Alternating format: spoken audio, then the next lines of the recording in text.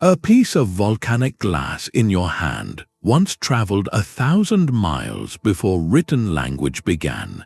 This is the silent evidence of ancient trade networks, a story told by objects found impossibly far from their source.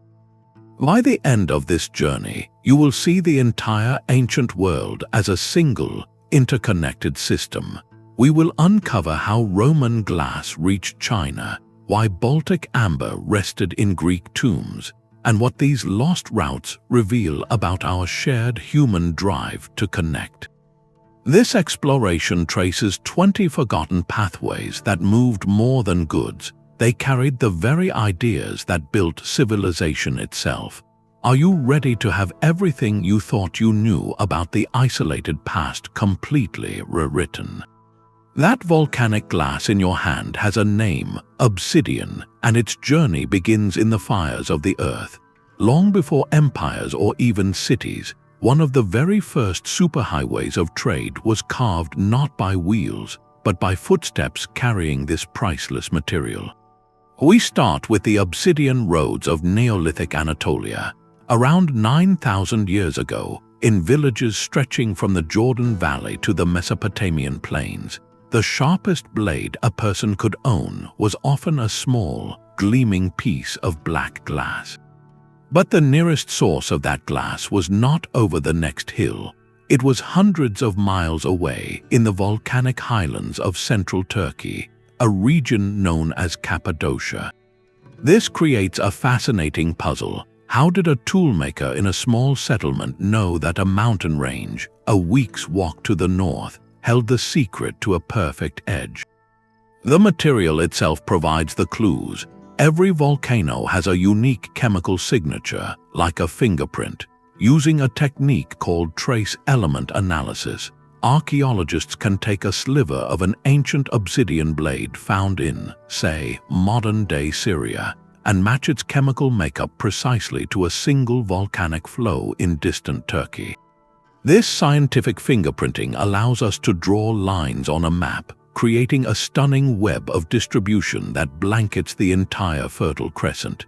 These were not random acts of barter.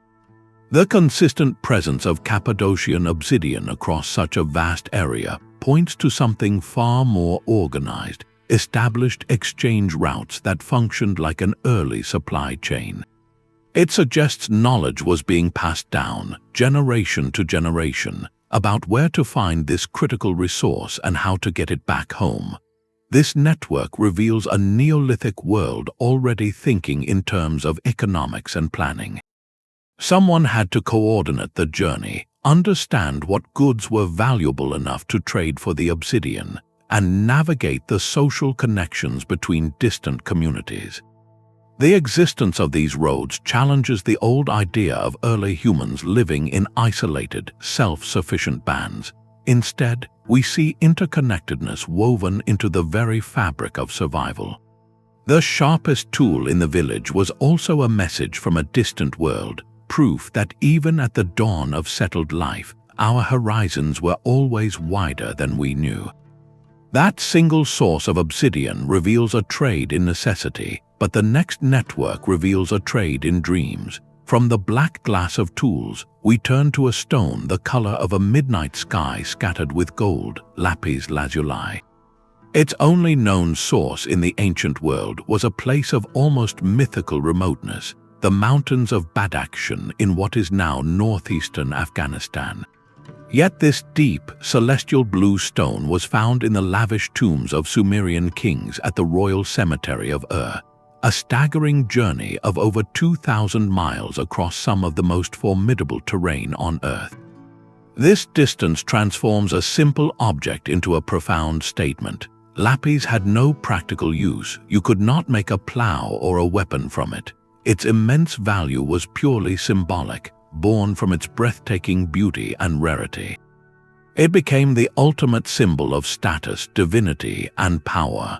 To possess Lapis Lazuli was to possess a piece of the heavens, a luxury so extreme it connected the ruling elites of worlds that barely knew each other. We find it set into the gold funeral mask of Tutankhamun, and carved into the intricate cylinder seals of Mesopotamian scribes, objects that defined identity and authority. But how did this stone travel such an impossible distance? There was no single caravan that made the entire trek. Instead, this was a relay race of commerce, a chain of intermediaries passing precious cargo from hand to hand. The journey likely began in the Afghan highlands, moved through the sophisticated cities of the Indus Valley civilization, crossed the harsh Iranian plateau, and finally reached the great river valleys of Mesopotamia. Each handoff increased its value, wrapping the stone in layers of myth and desire. This network forces us to ask new questions about the Bronze Age world. What complex social rituals, what delicate diplomatic gifts facilitated such a perilous exchange? The presence of Lapis in a tomb is more than just treasure. It is the final echo of a saga, a story of merchants navigating mountain passes and desert caravans bargaining under the stars, all to deliver a piece of the sky to a king. The journey of Lapis Lazuli was a quest for the heavens, but the next object we follow sought to capture the sun itself. In the shadowy, treasure-filled shaft graves of Mycenaean kings in Greece, archaeologists have brushed away centuries of dust to find beads of a warm, golden material. It glows with a honey-like light, and when tested, its origin is unmistakable. This is Baltic amber, and its source lies over 1,000 miles to the north, in the pine forests fringing the cold shores of the Baltic Sea. To find this northern resin in a sun-baked Aegean tomb from the 2nd millennium before the Common Era is to discover a line drawn directly across the heart of prehistoric Europe. This was not a simple coastal voyage.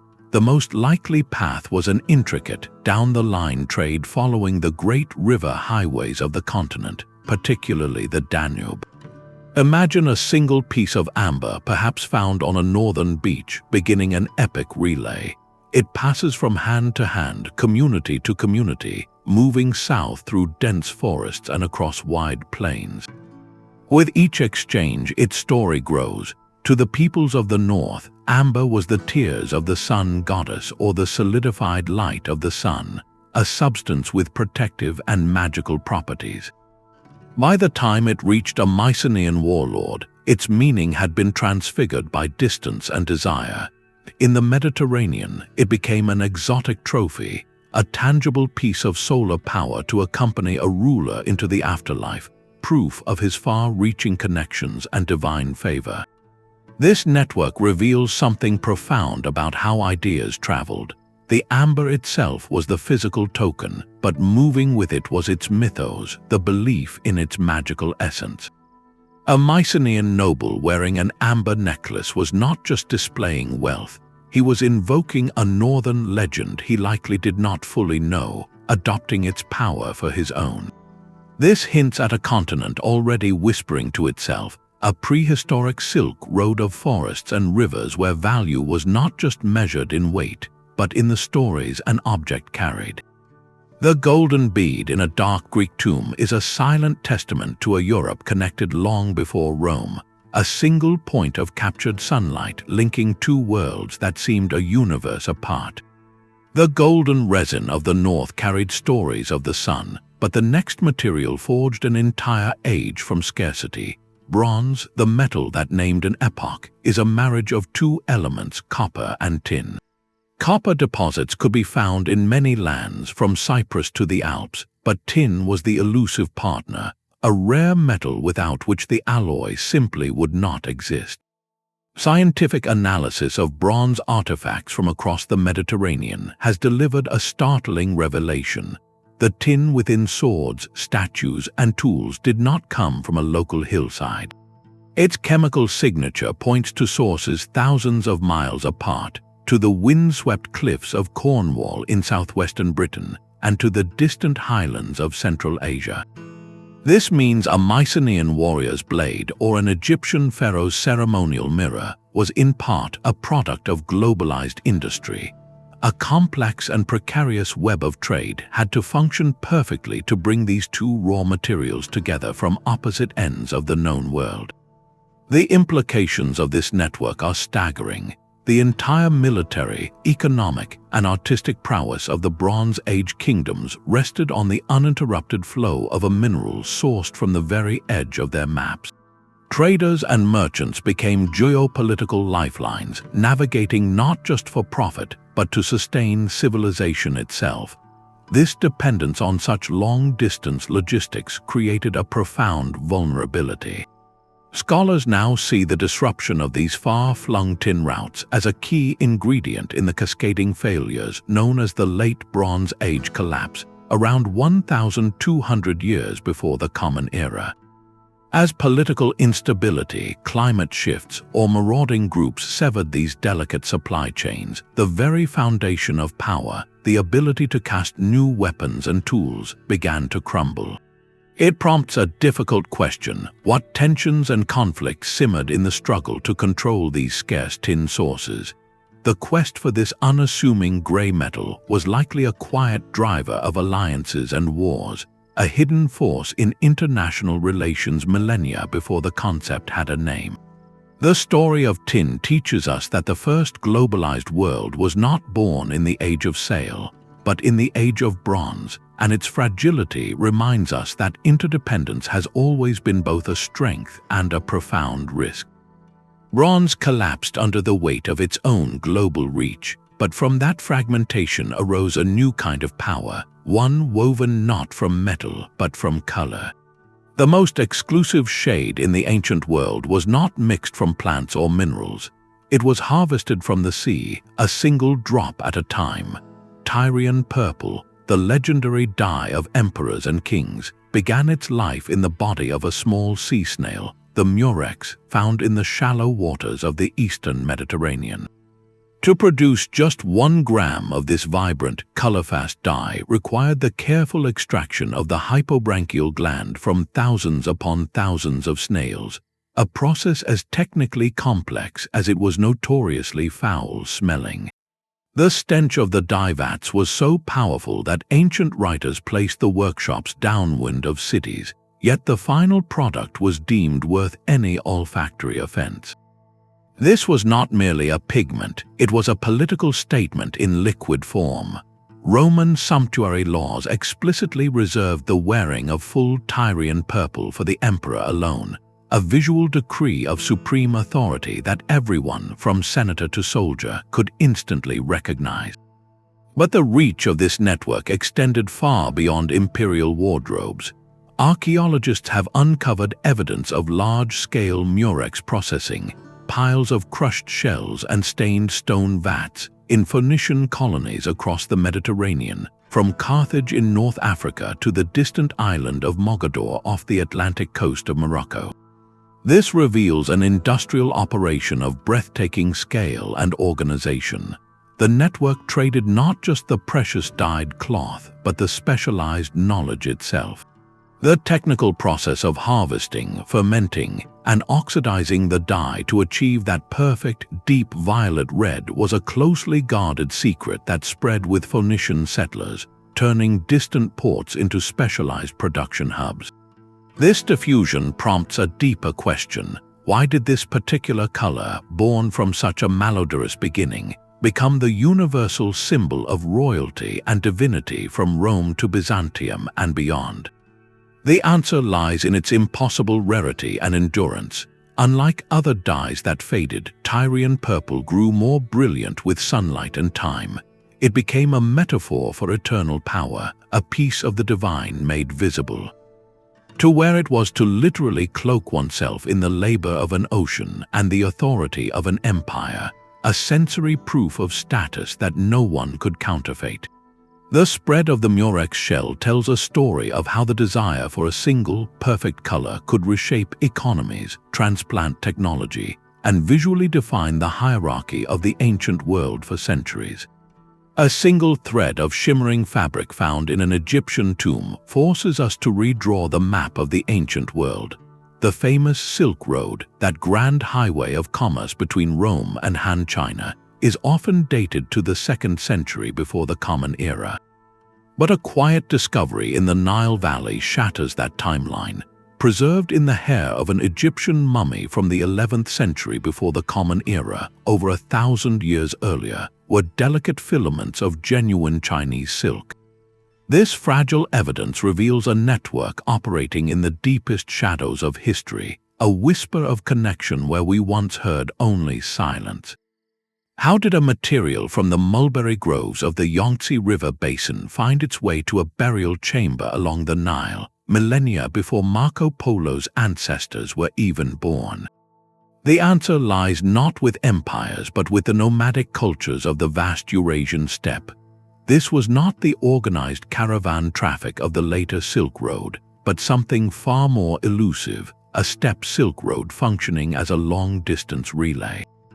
Imagine a single, priceless bolt of silk, a treasure beyond imagination for most of the ancient world. It begins its journey in the East, perhaps as a diplomatic gift or a rare trade item.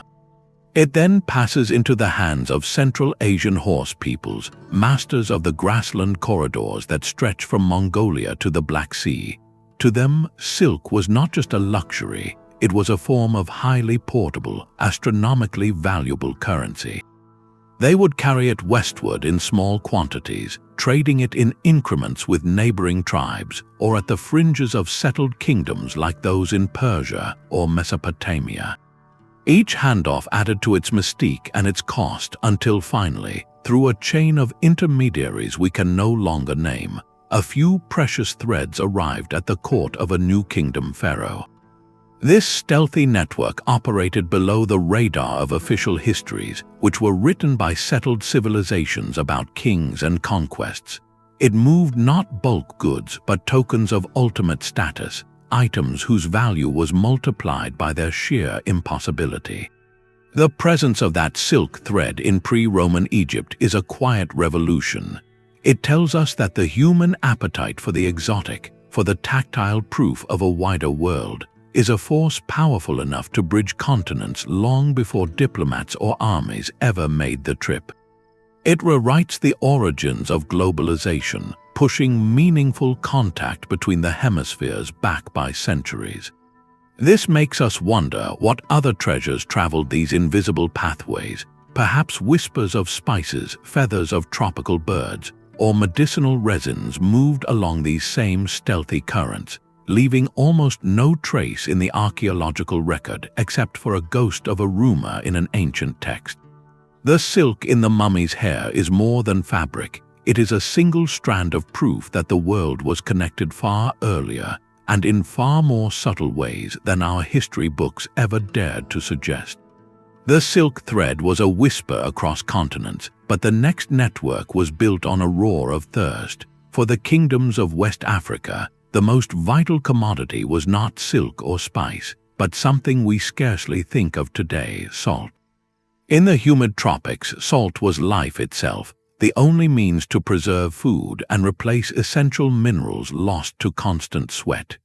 Yet the great salt deposits lay hundreds of miles to the north, buried in the blistering heart of the Sahara Desert.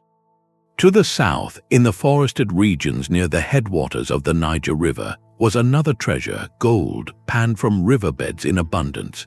For centuries, a silent, monumental bargain shaped a continent. Gold from the south traded ounce for ounce, sometimes even pound for pound, for salt from the north. This was the Trans-Saharan Exchange, a network revealed by the distribution of distinctive salt blocks, carved from specific desert mines, found in southern archaeological sites, and by the sudden, magnificent flow of West African gold into the Mediterranean world. The engine of this trade was the camel caravan, mastered by Berber traders who knew the desert's deadly rhythms. These were not simple journeys, they were epic, months-long expeditions across a sea of sand, navigating by the stars and the shape of ancient dunes where a single missed well could mean disaster. The meeting points of these caravans with the southern gold-bearing societies gave birth to legendary cities of commerce and learning, most famously Timbuktu. Here, at the precise frontier where the desert sands met the savanna grasses, the silent exchange occurred. Loads of salt slabs were carefully weighed against delicate gold dust, measured out using small brass weights cast into intricate geometric shapes. This trade did more than move goods. It created an axis of economic power running south to north that fundamentally rivaled the maritime routes of the Indian Ocean. The wealth it generated built empires, most notably Ghana and later Mali, whose ruler Mansa Musa became famous throughout the medieval world for his pilgrimage to Mecca, during which he distributed so much gold that he reportedly destabilized economies along his route for a decade. But the caravans carried something far more transformative than salt or gold. Riding with the traders were scholars, holy texts, and new ideas. Islam spread peacefully along these commercial highways, carried not by conquest but by connection. Timbuktu evolved from a trading post into a radiant center of Islamic scholarship, its libraries filled with thousands of meticulously handwritten manuscripts on astronomy, law, medicine, and philosophy. This raises a profound question. How did the practical need for a mineral essential to survival pave the way for a flourishing of literacy, law, and high culture in the heart of West Africa? The answer lies in the nature of the network itself. Trade required trust, contracts, and complex diplomacy over vast distances.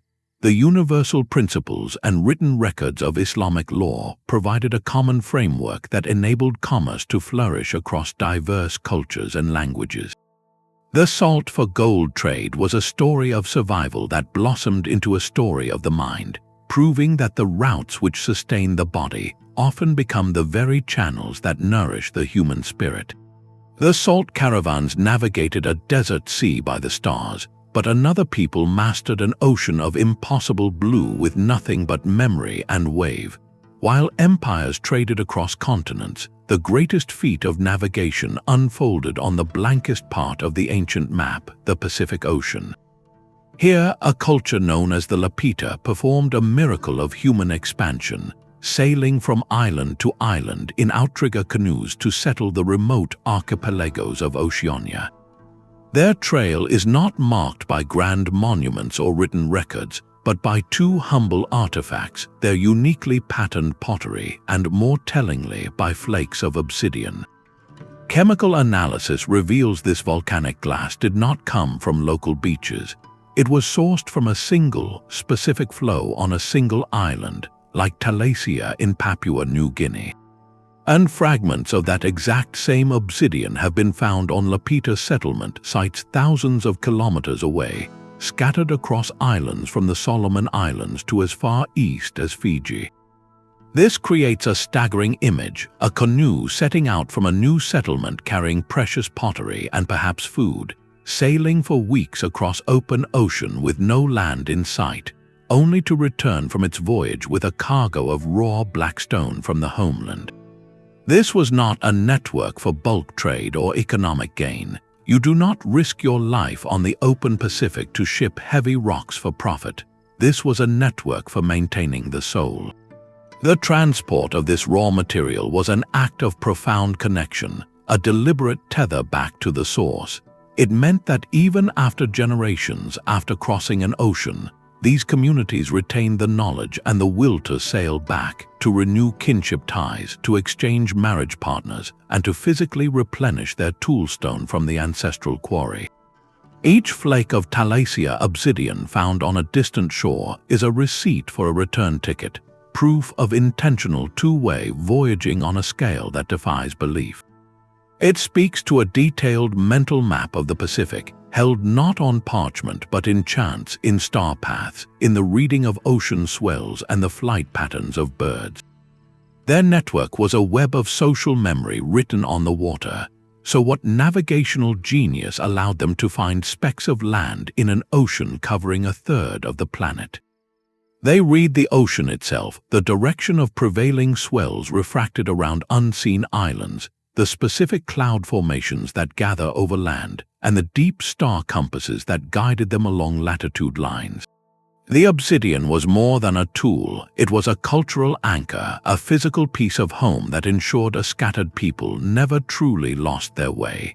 In a world of open horizons and endless blue, they traded not in spices or silk, but in belonging itself, weaving a vast seascape into a single, connected world long before any other civilization dared to dream of such a thing. A shell no larger than a thumbnail rewrote the economics of a continent. From the warm, shallow lagoons of the Maldive Islands in the Indian Ocean, billions of tiny cowrie shells were harvested, loaded onto ships, and began a journey that would see them become, for a time, the most trusted money in the world. Their ultimate destination was the kingdoms and markets of West Africa, where they arrived not as ornaments but as cold, hard cash. Finding dense caches of these distinctive shells, sometimes in the millions, buried in the soils of inland West African cities like Timbuktu or in the royal treasuries of the Ashanti Empire, maps a financial network of breathtaking scope. This was not a trade in spices or cloth, but in the very idea of value itself. The cowrie's path to becoming currency reveals a brilliant, pragmatic solution to an ancient problem. In a region with many local languages and political systems, how do you create a medium of exchange that everyone will accept? Gold was too valuable for everyday purchases, cloth could rot, and salt bars were cumbersome. The cowrie shell was perfect. It was durable, surviving centuries in the ground. It was portable, with strings of shells serving as ready-made change. Most importantly, it was nearly impossible to counterfeit. While a metal coin could be shaved or a false alloy minted, a cowrie shell from the Maldives had a specific shape, gloss, and pattern that could not be artificially reproduced far inland in Africa. Its supply was controlled by the long, difficult journey from its single source, giving it a natural scarcity that kings and merchants could trust. This system worked so well that for hundreds of years, prices for goods, taxes, and even fines were set in precise numbers of cowries. But the very success of this network contained a darker turn. When European trading powers, first the Portuguese and later the Dutch and English, entered the Atlantic slave trade, they quickly recognized the cowrie's power. They bypassed the old trans-Saharan caravans, shipping cowries by the ton directly from the Indian Ocean around the Cape of Good Hope to their coastal forts in West Africa. The shells, once a carefully managed currency, became a tool of devastating efficiency. Europeans could purchase captive individuals with a commodity that cost them almost nothing to obtain, flooding the market and using the cowrie to fuel an expanding, horrific commerce. The meaning of the shell shifted irrevocably from a symbol of local economic trust to an instrument of a brutal, global system. Its journey, from a sun-drenched lagoon to a royal treasury to a slave trader's coffer, encapsulates a painful paradox. The same human ingenuity that could devise a universal currency to knit diverse economies together could also pervert that invention into a mechanism for profound suffering. The cowrie story forces us to ask, when does a tool of connection become a chain? And how does the object itself, innocent and glossy, carry the weight of the history we assign to it? Deep in a peat bog in Britain, someone once placed a heavy green stone axe, polished to a mirror shine, and left it for the earth to keep. This was not a tool forgotten by a farmer. Its material, when tested, reveals a journey of epic scale, for it is made of Jadeite, a stone whose closest source lies high in the Italian Alps, over 800 miles away. Across Neolithic Europe, from the shores of Scotland to the plains of Poland, these exquisite Jadeite axes appear in places of ceremony, buried in bogs or placed in elaborate tombs, far from the quarries of Monte Viso where they were first carved from the living rock. Their presence is a puzzle of intention. These axes were too beautiful, too perfectly formed, and often too fragile to ever strike a tree. Their value was not in utility, but in something far more powerful, their ability to carry meaning across a continent. The network that moved them was not one of marketplace barter, but of ritual exchange, a silent conversation between emerging elites and spiritual leaders. The sheer effort of their transport tells us everything. To move a heavy, flawless block of stone across mountain passes, through dense forests, and over wide rivers required coordinated effort and safe passage granted by multiple communities. This was not a clandestine operation but a visible, celebrated transit. The axe itself became a passport, its journey weaving a web of social obligation and mutual recognition. When it finally arrived in a distant land, it was not simply a gift, it was an event. Its deposition, often in a watery place seen as a gateway to the other world, was likely the culmination of a significant ceremony, perhaps sealing an alliance, marking a sacred agreement, or honoring an individual of high status. The act of burying such a precious, far-traveled object was the point, a permanent sacrifice that anchored a relationship in the landscape itself. This prompts us to consider the nature of their power. What shared beliefs made a green stone from a specific mountain so universally revered? The color itself, perhaps reminiscent of fertile growth and the eternal forest, may have held a common spiritual significance. Or perhaps the distant origin was the source of its magic, a piece of the powerful, inaccessible mountains made tangible.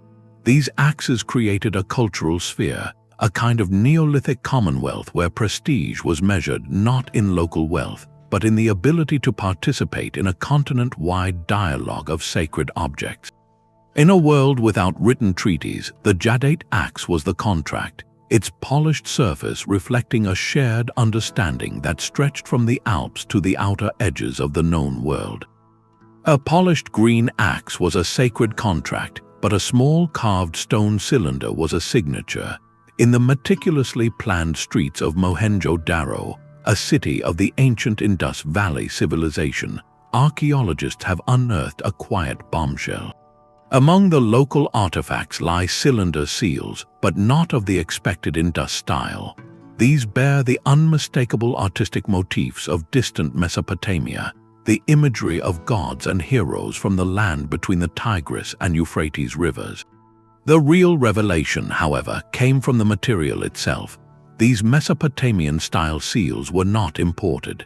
They were expertly carved from a soft, local steatite stone, a material abundant in the Indus region but foreign to Mesopotamia. This simple fact opens a window onto a network of breathtaking sophistication. It means someone who knew the precise administrative art of Mesopotamian sealing, its intricate designs and its official purpose, was present in the Indus Valley. They arrived without their traditional tools or materials, and instead commissioned local artisans to produce the necessary instruments of their trade. This was not a case of lost goods or casual imitation. The cylinder seal was the ancient world's equivalent of a corporate logo, a notary stamp, and a security tag all in one. Officials and merchants would roll these engraved cylinders across wet clay tablets or over the clay seals on storage jars, leaving a continuous, tamper-proof impression that authenticated ownership, certified contracts, and tracked shipments. The presence of these adapted seals tells us that trade between these two great river civilizations, separated by thousands of miles of desert and mountain, was not a rare, adventurous gamble. It was regular, formalized, and required a shared bureaucratic language. A Mesopotamian merchant living in a quarter of Mohenjo-Daro would need these seals to conduct his business, to lock agreements with both his long-distance partners and his local suppliers.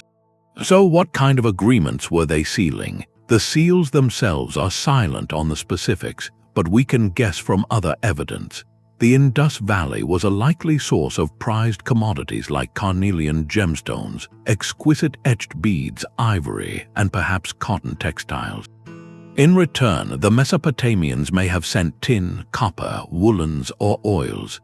Each transaction, each shipment of goods stored in a warehouse, would have been secured under the authority of that rolled impression.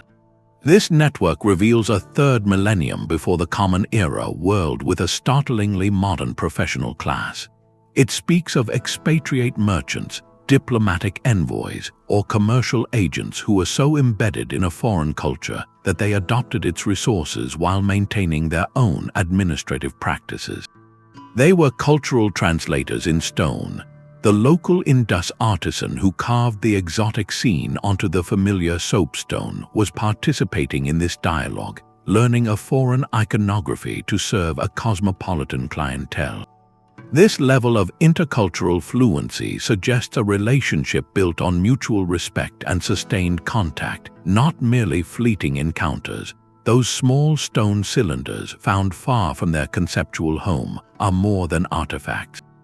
They are the physical fingerprints of history's first international businessmen, quietly going about their work and leaving behind the modest stone proof that our world has always been built on connection and contract. A delicate cup of Roman glass, thin as a dragonfly wing, once held the wine of a Han Dynasty aristocrat.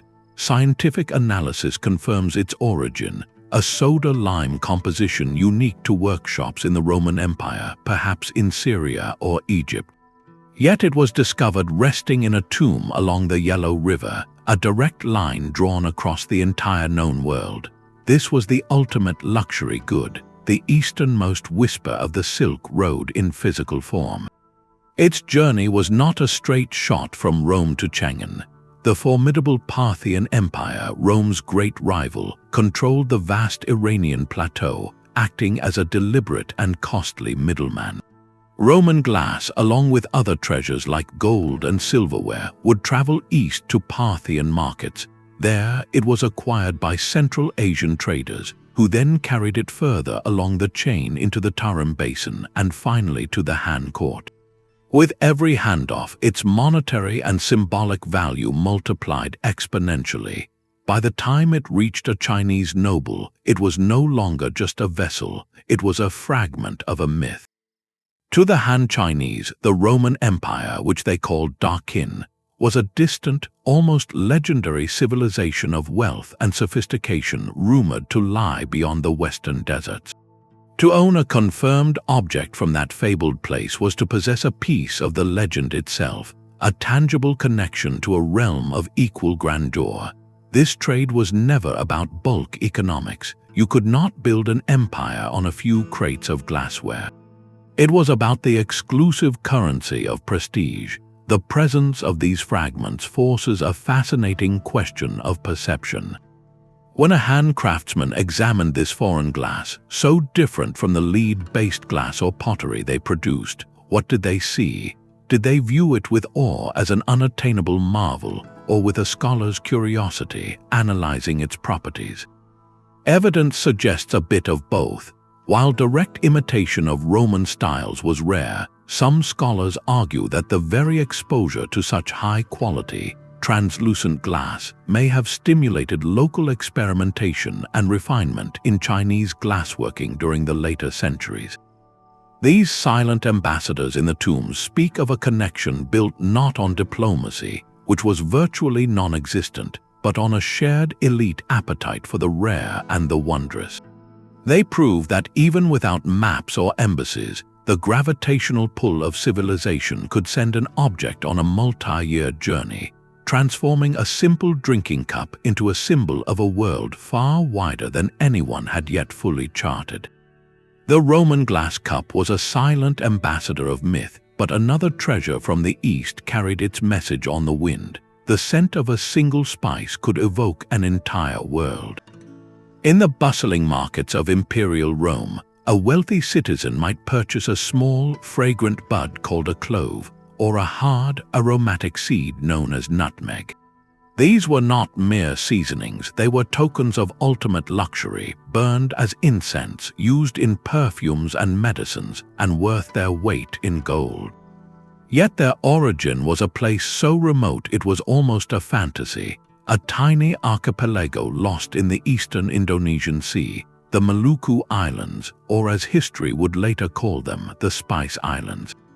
Classical texts from the 1st century of the Common Era, like Pliny the Elder's Natural History, describe these exotic aromatics in detail, proving they had already reached the Mediterranean. Their journey to get their maps a 13th network of staggering complexity, an aromatic relay race across the entire Indian Ocean. This was not a voyage any single ship or merchant could complete. It was a multi-stage chain of handoffs, a testament to specialized knowledge and interlocking economies. The journey began in the Maluku forests, where local communities harvested the precious clove buds and nutmeg seeds. These lightweight, durable commodities were perfect for long-distance trade. From there, Malay and Javanese sailors, masters of the seasonal monsoon winds, would carry them west to great emporiums on the coast of India, places like Muziris. There, Indian merchants, understanding the immense value to the west, would take possession. The spices then entered another leg of the journey, moving across the Arabian Sea on the ships of Yemeni and Omani traders, who brought them to ports on the Red Sea or the Gulf. Finally, they passed into the hands of Roman or Greek merchants, who transported them overland or up the Nile to the waiting markets of Alexandria and, ultimately, Rome. Each handoff was more than a transaction, it was a cultural exchange. What was traded for these spices at each point? In the Indonesian archipelago, it might have been Indian cotton textiles or Chinese silks that had already traveled far. In Indian ports, Roman gold coinage or fine glassware like the cups we just discussed could have been part of the bargain. The markups were astronomical, with the price multiplying 100-fold or more by the final sale. This immense profit fueled the rise of powerful maritime cities and kingdoms all along the route, from Srivijaya in Sumatra to the kingdoms of South India and the Nabatean traders of Petra.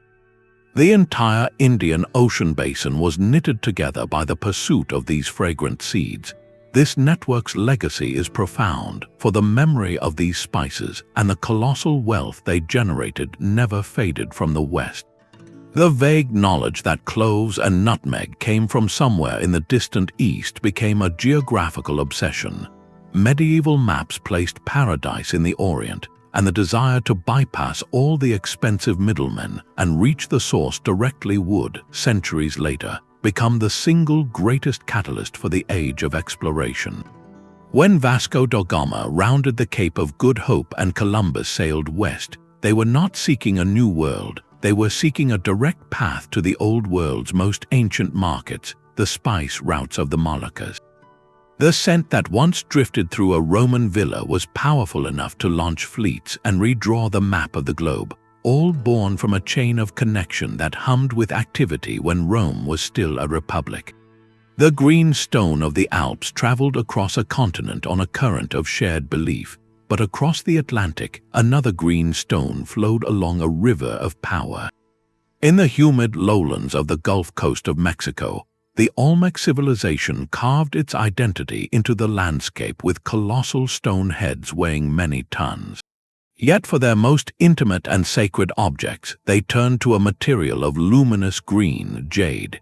Modern science, using techniques like X-ray fluorescence, has performed a kind of geological detective work, tracing the origin of this precious stone not to a local source, but to a single, specific river valley hundreds of miles to the south, the Motagua River region in the highlands of Guatemala. This discovery maps a 14th network, one that distributed far more than beautiful stone. It carried an entire cosmology. When archaeologists find an Olmec-style jade pendant or a ceremonial axe head in places far from the Olmec heartland, they are finding a package deal. The object itself, carved with distinct Olmec motifs like the word jaguar or symbols of rulership, was a physical piece of a belief system. Jade was not merely decorative, it was a sacred substance. Its cool, water-like color and incredible toughness associated it with life-giving water, with maize sprouting from the earth, and with the very breath of authority. To wear or wield Olmec jade was to align oneself with these fundamental forces. This gave the Olmecs a form of influence that was both spiritual and political. Controlling the primary source of such a charged material at the Motagua River would have been like holding the keys to a divine treasury. So how did they manage this from such a distance? The network was likely maintained through a combination of direct expeditions, strategic alliances with intermediate groups, and the establishment of colony-like outposts near the source. It was not necessarily an empire of conquest, but an empire of access. By monopolizing the flow of this spiritually essential commodity, the Olmec elite could demand allegiance, tribute, and loyalty from emerging chiefdoms throughout Central America who sought the legitimizing power of the stone. A local ruler in distant Honduras, for instance, might gain prestige by possessing Olmec jade, but in doing so, he implicitly accepted the cultural and religious framework that came with it. This system created a recognizable Olmec artistic and symbolic language across a vast region, a shared visual vocabulary of power. The legacy of this network is profound, for it established the blueprint. The trade routes, the symbolic value of jade, and the model of using control over a precious resource to project influence became foundational for every major civilization that followed in Mesoamerica, from the Maya to the Aztecs. The green stone from the Motagua River was the first thread in a cultural tapestry that would weave together an entire world for millennia, proving that sometimes the deepest connections are carved not in stone, but in the meaning we give to the stone itself. The sacred green of Olmec jade defined a world of belief, but another metal forged the very structure of power across an entire sea. The island of Cyprus was the engine room of the Bronze Age Mediterranean, its name forever linked to the copper that fueled an epoch. From its rich mines flowed the essential ingredient for bronze, shipped across the eastern Mediterranean in a distinctive, standardized form, the Oxhide ingot. These flat, rectangular slabs of metal with 4 protruding corners, resembling a stretched animal skin, have become the iconic symbol of this 15th network.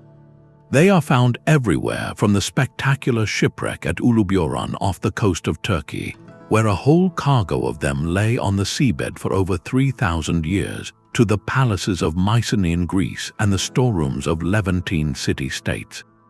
This was not casual trade, this was industrial-scale supply. The Hittite Empire needed this copper for its chariot fittings and weapons. The Mycenaean kingdoms required it for their armor and tools. Egypt, though rich in gold, sought it for its own bronze industry. Cyprus sat at the center of this voracious demand, and the Oxhide ingot was its universal currency. The very shape of these ingots tells a story of remarkable international coordination. Their consistent weight and form suggest an agreed-upon system of value, a Bronze Age standard that allowed a merchant in Ugarit and a palace official in Pylos to understand exactly what they were getting without speaking the same language. It points to a level of economic integration we rarely attribute to such an ancient world. But what did Cyprus gain from being the indispensable supplier of this critical resource?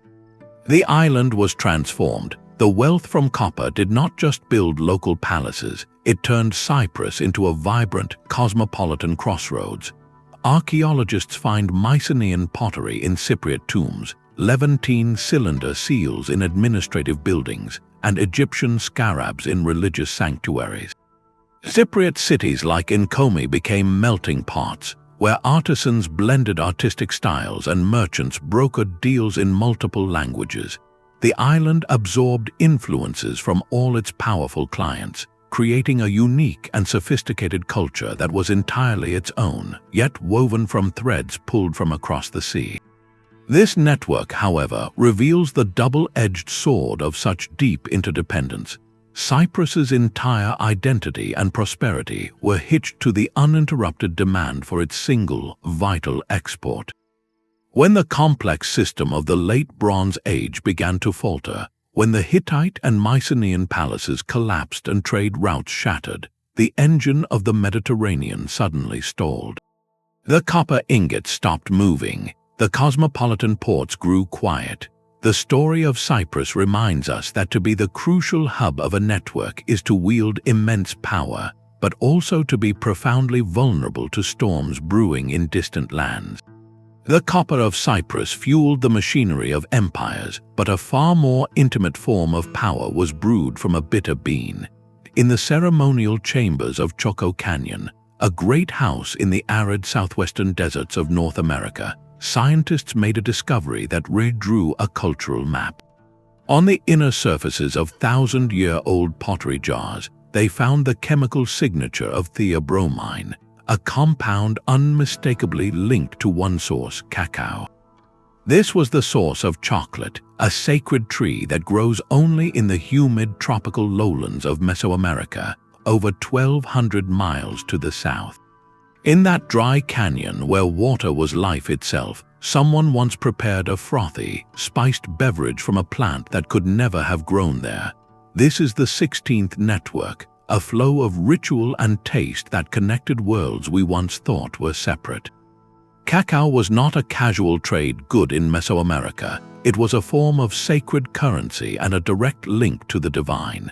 The Maya used the beans as money, and the drink itself was a central feature of royal feasts, marriage ceremonies, and rituals to honor the gods. Its preparation was an art involving pouring the liquid from one vessel to another to create a prized foam, often flavored with chili, vanilla, or honey. To share this drink was to participate in a ceremony of power and communion. So how did this delicate, perishable commodity travel such an impossible distance into the high desert? It likely moved through a chain of elite gift-giving, a ceremonial exchange between leaders that solidified alliances and acknowledged status. Perhaps it was carried by pilgrims traveling to or from great ceremonial centers, or traded by specialized merchants who moved only in the highest social circles. Each handoff would have been a significant event, wrapping the cacao in layers of story and sanctity. By the time a small amount reached a high-status individual in Choco Canyon, it was no longer merely a food. It was a potent symbol, a literal taste of a distant, sophisticated cosmology. The act of drinking it in that stark landscape would have been transformative, connecting the participants to the spiritual forces of the southern rainforests and the authority of faraway kings. This network forces us to reconsider the boundaries of the ancient Americas. The presence of cacao at Puebloan sites like Choco reveals a continent alive with long-distance cultural dialogue, where ideas about ritual, power, and the sacred traveled along with the beans. What did the people of Choco believe they were consuming when they drank that dark brew? They may have understood it as the food of the gods, or as a powerful medicine that altered perception and brought them closer to the spirit world. The trade in cacao was infused with a spiritual significance that made its physical journey possible, turning a logistical challenge into a pilgrimage of meaning. In the silence of the canyon, the chemical ghost of that ancient drink whispers of a connection that spanned deserts and mountains, proving that the human desire for sacred experience could forge networks just as durable as those built for copper or gold.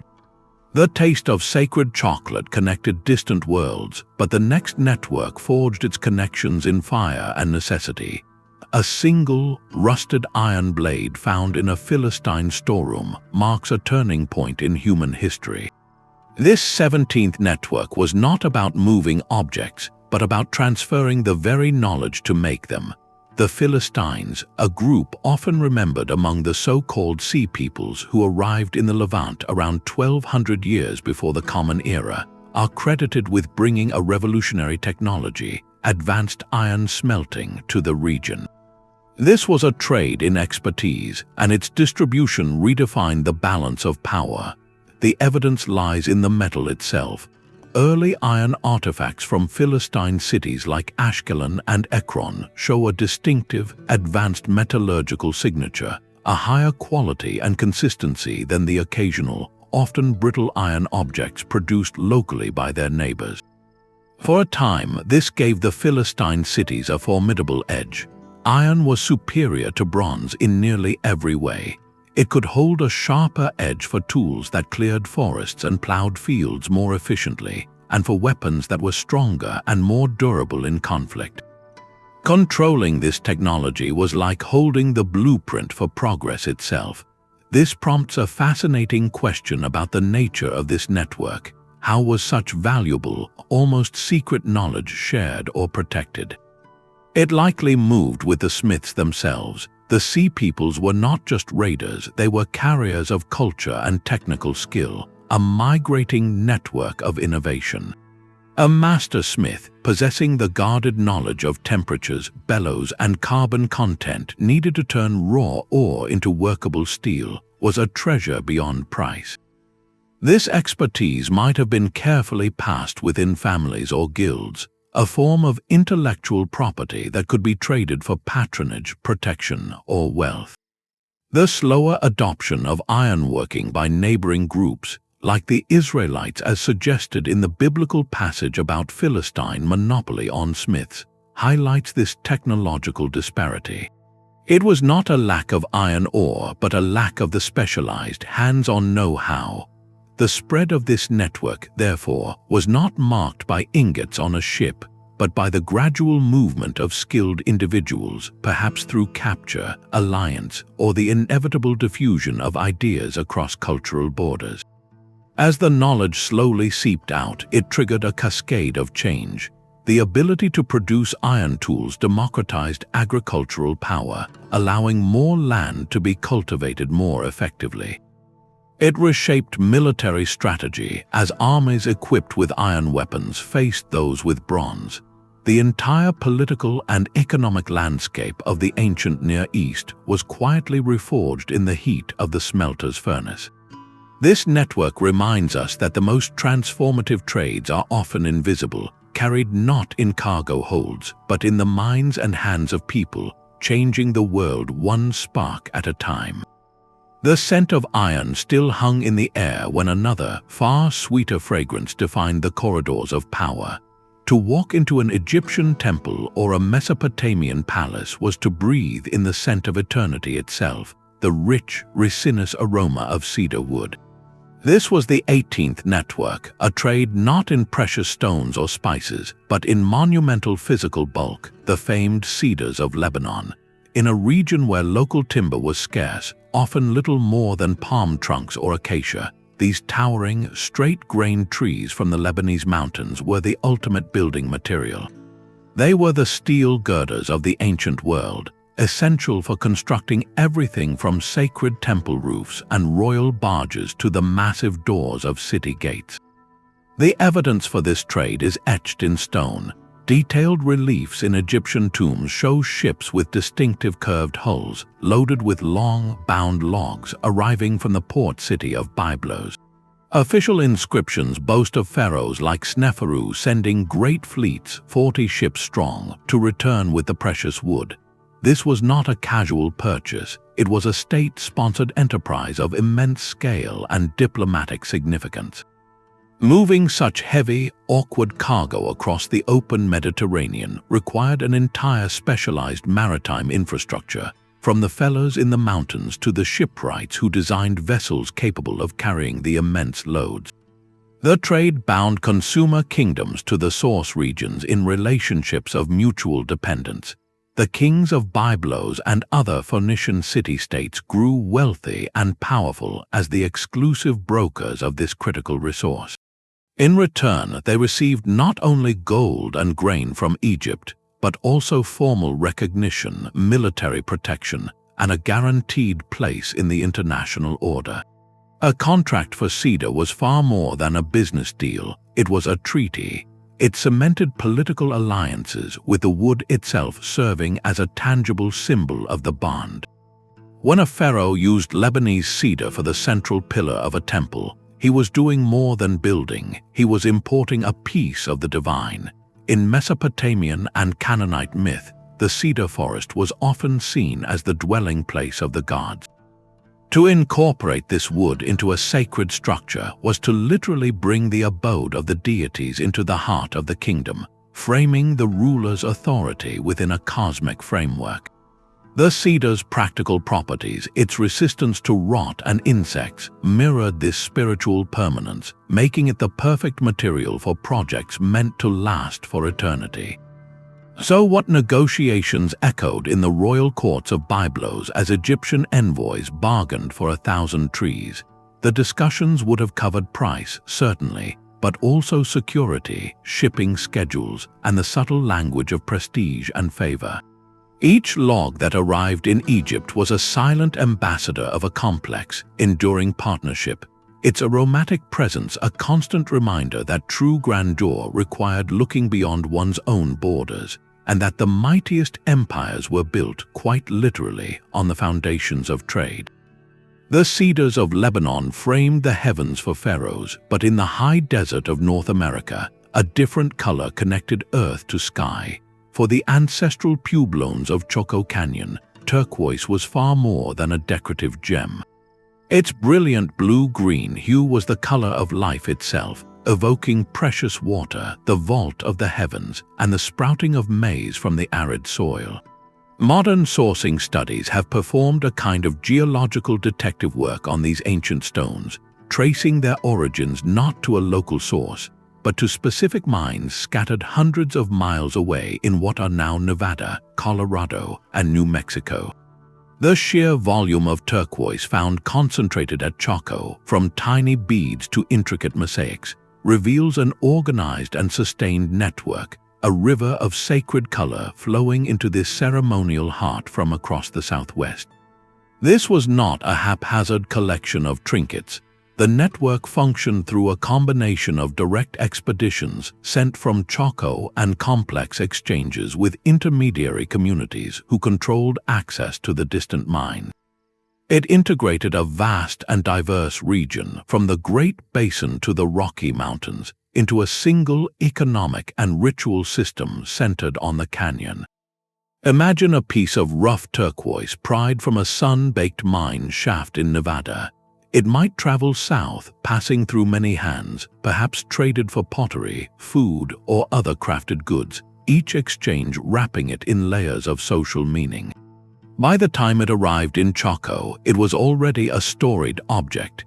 Its final transformation was where its power was fully realized. Skilled artisans at Choco would carefully shape and polish the stone, then inlay it into ceremonial objects, wooden staffs, shell pendants, and elaborate mosaics.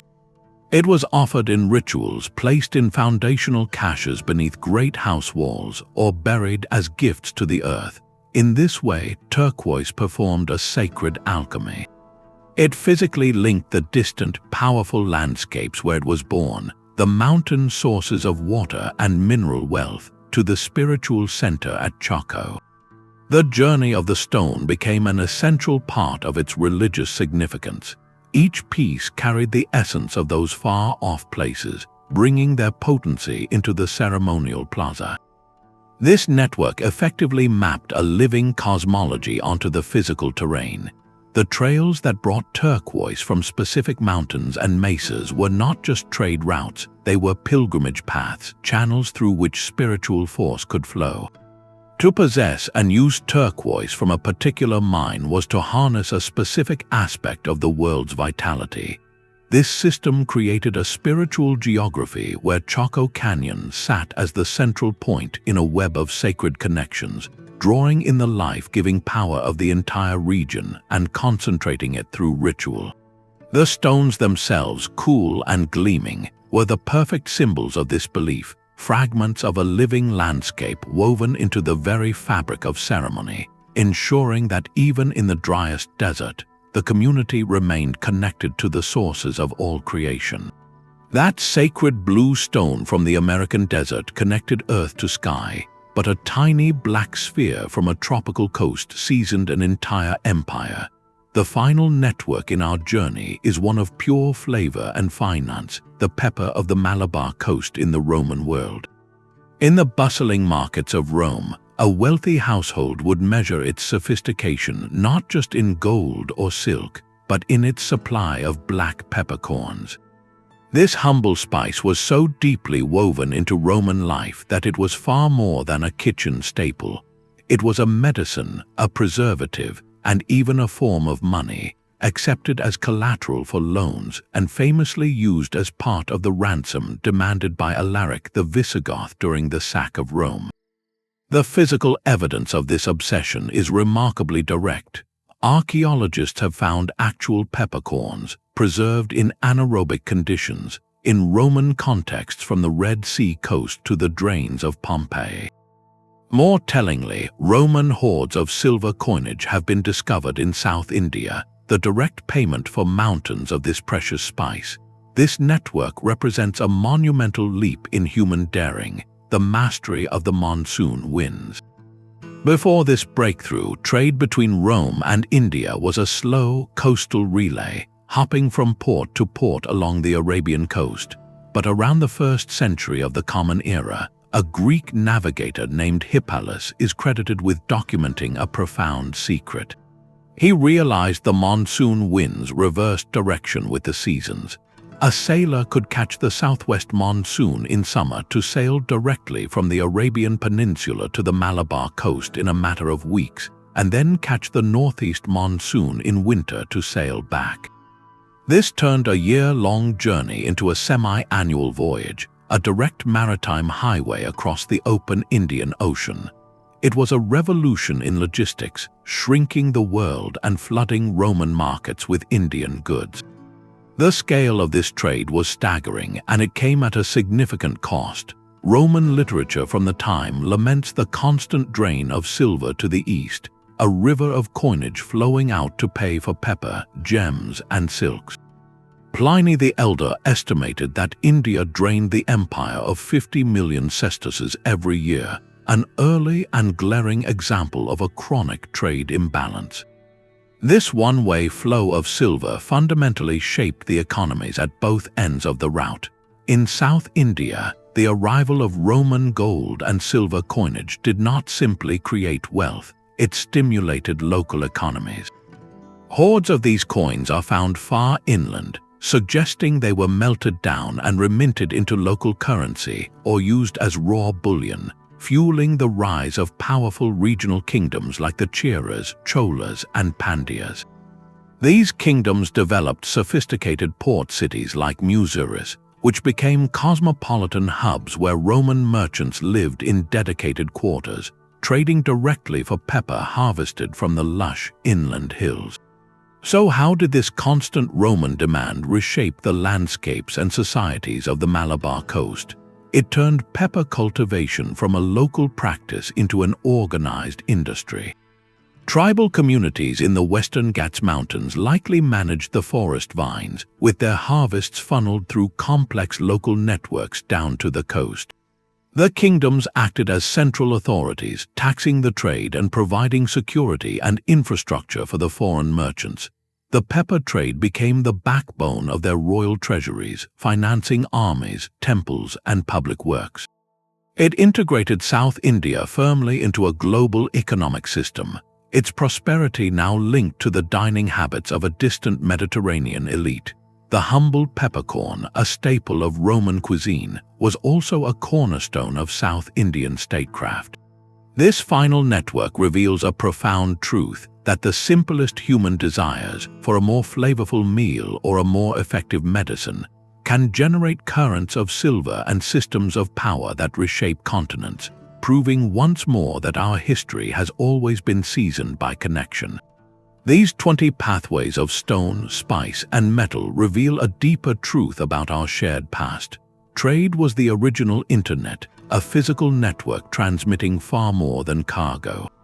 Every exchange carried a hidden payload of ideas, beliefs, and identities that quietly remade the world.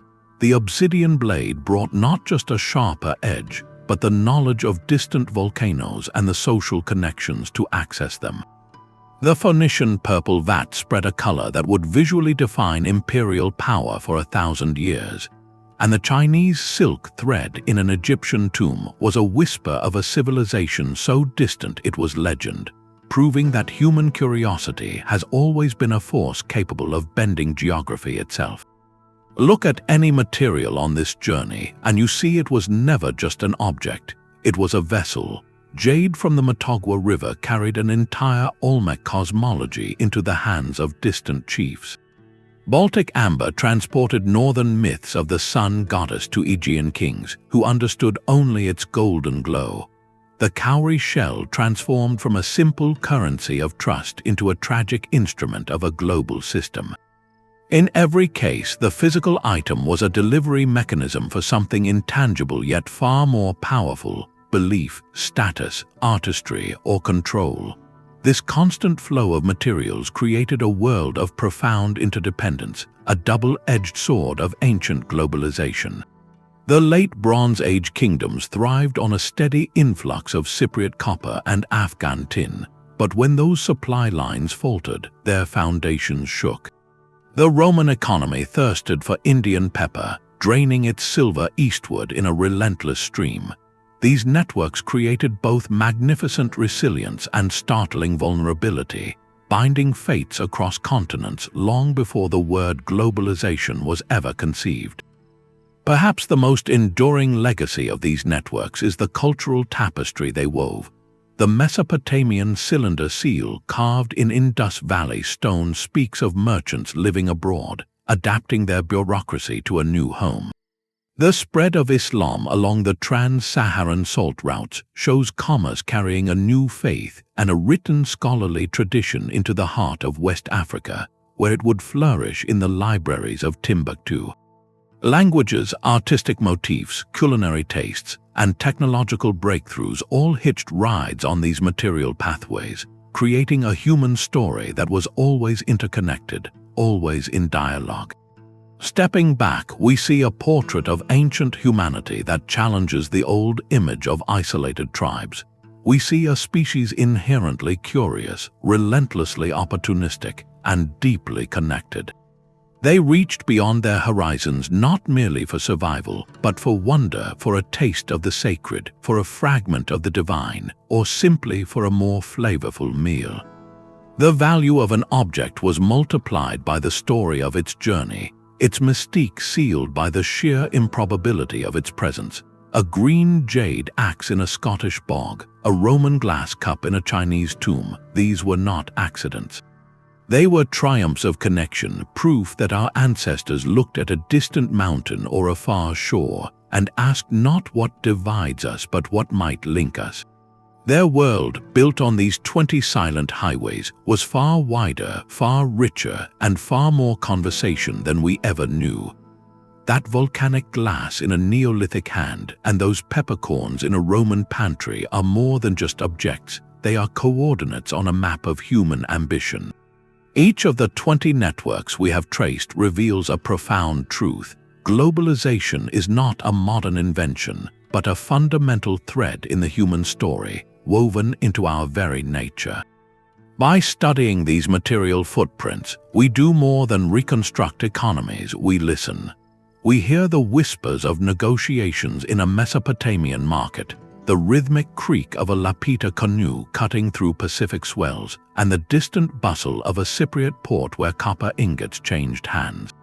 These echoes remind us that our ancestors were not isolated. They were inherently curious, always looking beyond their own horizons to build bridges of exchange. Those bridges carried more than goods. They carried the ideas, art, and beliefs that slowly, over millennia, shaped the interconnected world we inhabit today. So the next time you hold an ordinary object, a cup, a piece of jewelry, or even a spice from your kitchen shelf, pause for a moment. Consider the invisible journey it represents, the long chain of human hands and decisions that brought it to you. Its story may be one of the oldest still being told. If this voyage through hidden history has sparked your curiosity, there are countless more pathways to explore. Please subscribe to join us for more deep dives into the past that reshape our understanding. And let us know in the comments below which ancient trade item from our journey fascinates you the most. Was it the celestial blue of Afghan Lapis Lazuli, the sacred green of Olmec Jade, or the solar glow of Baltic amber? The conversation across time continues, and your perspective is a valuable part of it. Thank you for listening.